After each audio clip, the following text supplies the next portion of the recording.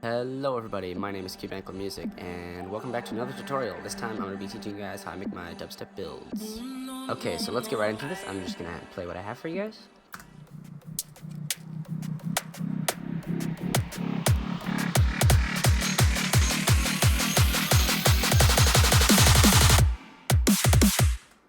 Okay, so I'm just going to break this down, show you guys how I made it.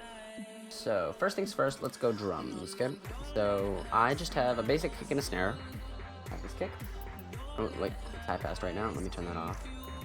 No, wait. I have this kick drum. This snare. It's also here, and I think right here. And they're just pretty basic. I got them for the NASCO kicks and snare sample pack, I think. I think they're in there somewhere. But really anything works. I have done nothing to them, except for the kick. I high passed it, and when it's coming in, like this. So you can just do basic half notes, or not half notes. Yeah, half notes, sorry. You can just place place two every bar, and then just keep going and get faster and faster. But the more interesting to be, the more interesting to build, so be creative. I have it high pass in, just for fun.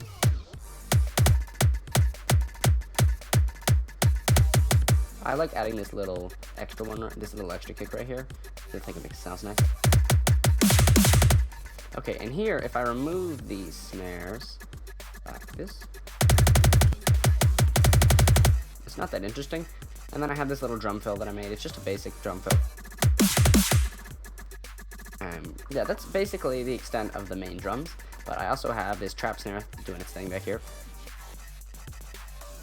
Make a little pattern with it. And it's very closely following the original pattern. Great. And I believe I had the reverb automate on this. Did I? No, but I did add some reverb to it. It's not automating, but I did add some just for fun. The next thing I have is a bass. Now, the bass is going to change wildly depending on your track. I just used a bass from my free sample pack. Wait, which you can't hear right now because it's filtered. Yeah, so it sounds. Yeah, I modified it just a little bit, but honestly, whatever bass you're doing works fine. So I just have it filter in, and I have a lot of reverb on it. If you listen here, I have a lot of it. And I have it being automated, so the reverb increases, and then right at this build, it just cuts off. So there's a little bit of a tail, but not much. There it goes. And then I also have it rise in pitch. And I have it going through the basses, which cuts the low frequencies from it. Yep, right there.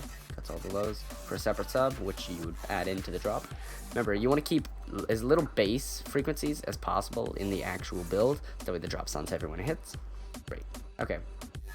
So it's also being sidechained. And now the next thing on here, so all of this is the bass, this is the reverb, this is the low pass filter, this is the bass notes itself, and this is the pitch. And then here we have a little drum and bass top loop, which is just an addition to the drums, so like here.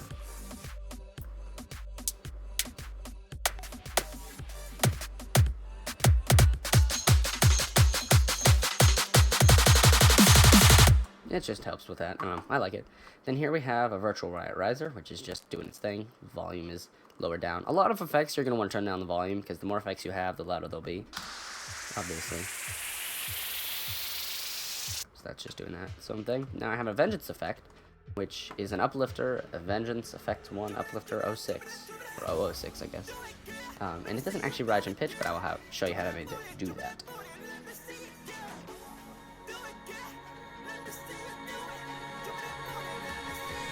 So the first thing you're going to want to do when you put in an uplifter like this is, I time stretched it so it fit the length that I want it to, and then I set the mode to stretch. That way when I mess with the pitch, it doesn't actually change the time stretching.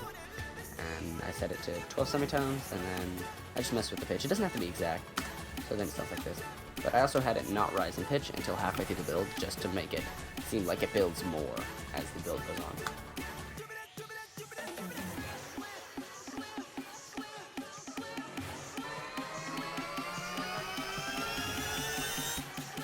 And it starts to get a little, not distorted, but like stretched and pitched. And you know how it sounds at the end, like when you just pitch things higher than they're supposed to be, it sounds weird.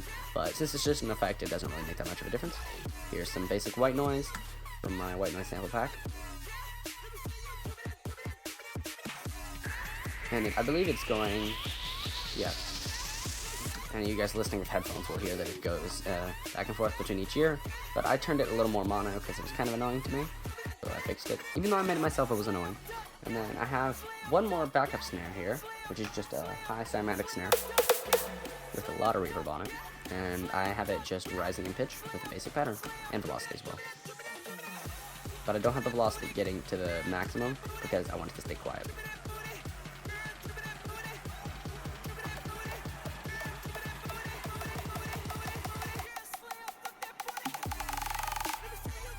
Yep, and that's basically all the build. So I'm just going to play the different parts of it. I'm going to play all the drums together first. Here's some more drums, and here's some more drums.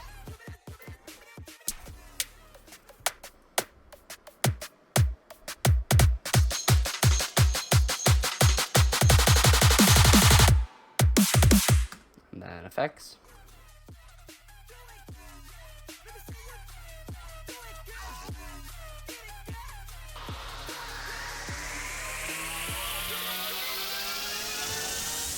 And then the bass by itself.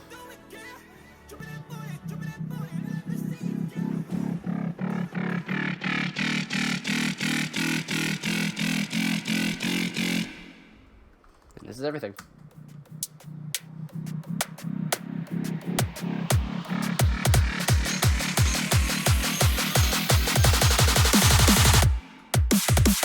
And the very last thing, once you've made your build, it might be exactly like this, it might be completely different, you just take in tips from this, or maybe you just watch this video and learn nothing, I don't know, whatever. I went to the drums section, or my little drums mixer insert, and I put an EQ here. It doesn't cut the lows, it just reduces them, so the kick seems less heavy, and then I have the mix turn off right at the drop. So, just so it seems a little bit heavier. I mean, obviously it's going to be significantly more heavy because this bass will have its separate sub, and the kick will be heavier, and there'll just be more elements going on, and the entire thing will be a lot louder. But yeah, so that's how you make a dubstep build. If you enjoyed the video, please be sure to subscribe, and you can check out my SoundCloud, actually, like right there. It's like right under my face. Yeah, you can't click it, but you can just type in soundcloud.com/cubeanklemusic into your preferred web browser, and go check out all the music that doesn't get posted to YouTube. So that's basically it. I hope you enjoyed this video, and have a nice day.